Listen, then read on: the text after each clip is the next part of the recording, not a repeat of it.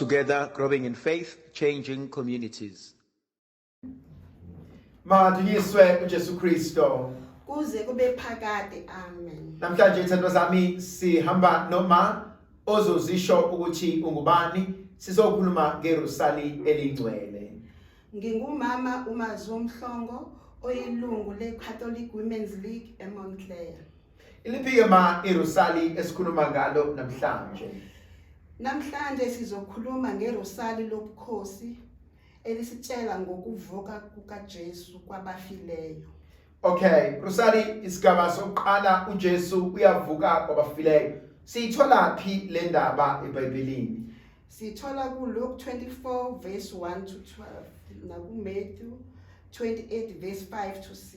Awuxoxela ke kumuntu ohlele ekhaya ofisa ukufunda ngale rosali, lesi sigaba sikhuluma ngani? Asisuxoxa kancane ngaso. Lesi sigaba sikhuluma ngokuvuka kwaJesu kwabafileyo. Into engavamisile ukuthi umuntu athi mesefile aphinde avuke. Njengomzali uMaria wathi uJesu mase engcwatshiwe, wamema omama ababili wahamba nabo wayobheka ethuna ukuthi njengoba uJesu engcwatshe lapha nje kusale kwenzakalani. Mabefika lapha ethuneni likaJesu bafika bathola ukuthi ithuna livuliwe, itshe liginqiwe, nesidumbu futhi asisekho. Wabamangaza lokho.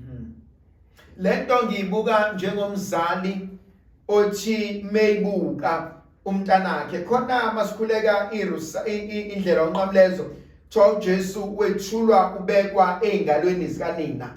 Ngibuka uMaria egone umntanakhe oseshonile. Ngibuka uJesu eseshonile besiqeda irosali lokuhlupheka, manje masevukile kube ngathi konke uNkulunkulu kudala kube kusha. Ngifuna ukuthi kulabo abalahlekelwe abathi wahamba kwaphela konke, iliphi ithemba ongabanikeza lona? Ngingabanika ithemba nje ukuthi bangalilahli ithemba, ngoba uma esefile umntwana wakho kade umthanda uyovuka ngale ezulwini, esevuka eseyinto ekahle. Uyabo, njalo ngifuna simkhulekele ngaso sonke isikhathi ukuthi noma ngabe wayifile enezono ezakhe ezazikhona, simkhulekele ukuthi zihlanzwe. Okay, isigaba sesibili sithini? Isigaba sesibili sikhuluma ngokuthi uJesu wenyukela ezulwini. Sivela phi ke sona ukuthi sichaze ukuthini empilweni zethu? Isigaba sokuthi uJesu wenyukela ezulwini tholakala kuZenzo 1 verse 9 to 11 nakuMark 16 verse 19 to 20. Lapha esigabeni sesibili sokukhushulwa kwaJesu ezulwini sithola ukuthi uJesu wakhushulwa wa ezulwini abafundi bakhe bebhekile. Emva kwalokho abafundi bakhe bebhekile khuphuke ezulwini, abafundi bakhe base besala sebeyashumayela nokuthi banikezwa amandla amasha. Uma nimbona uJesu esenyukela ezulwini, kodwa khona lento esalayo kumina. Uyayikhumbula le ndaba moyibuka kufika ingelosi lithi nimeleni nibheke ezulwini. Lona okhuphukayo aniboni ukuthi uyobuya ngale ndlela. So ngifuna ukukhuluma about this separation. Uyawubona ingane emincane una umzukulu. Yebo nginayo. Ube igama lakhe? Ulubanzi. Uyabona ulubanzi umshiya, either hamba uye emsebenzini noma uye crash, kunokukhala. This separation, how do we deal nalento ukuthi uyahamba uzobuyani, ngisala nginjani mina? Kubuhlungu ukushiya umntwana wakho ahambe ungazi ukuthi uzosala lapha yakhona kunjani. Kubuhlungu, so ke kuyasitshela nathi ukuthi funa kanjalo nje sihlale sibekezela, yabo, konke okwenzakalakho sikwamukela njengoba kunjalo. Okay, njengoba wenu uJesu wayezulwini abafundi bakhe bebhekile, noMaria abafuna akuvumele lokho ukuthi uJesu akhuphuke ayezulwini. Okay, isigaba sesithathu sithini sona? Isigaba sesithathu sitholakala uzenzo 2 verse 2 to 4 uJesu wasithumela umoya ogcweleyo. Okay, chaza nike lokho kuthina njengabantu. Lokho ukuchaza ukuthi uma uJesu esithumele umoya ogcweleyo kufuneka sikwenze lokho ngokushumayela. Sishumayele ezizweni zonke nakumakhelwane nakubantwana bethu sibabonise indlela ofuneka sibakhulise ngayo. Kulezi izikhathi zamanje kuningi ukuhlupha singabazali kubantwana bethu.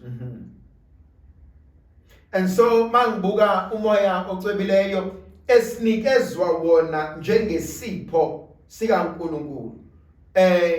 Isipho mhlawumbe abaswelayo emakhaya izipho zikamoya ocwebileyo ezinye zazo ukuhlakanipha, ukuqonda, ukwazi, umesaba uNkulunkulu, isibindi, isiphi mhlambe ongafisa ukuba abantu kulesikhathi samanje ezweni esiphila kulona basikhulekele uNkulunkulu. Kulesikhathi samanje isimo esiphila kusona simbi. Engicela ukuthi singomama sisikhulekele ngoba abantwana bethu bacwile edakamizweni.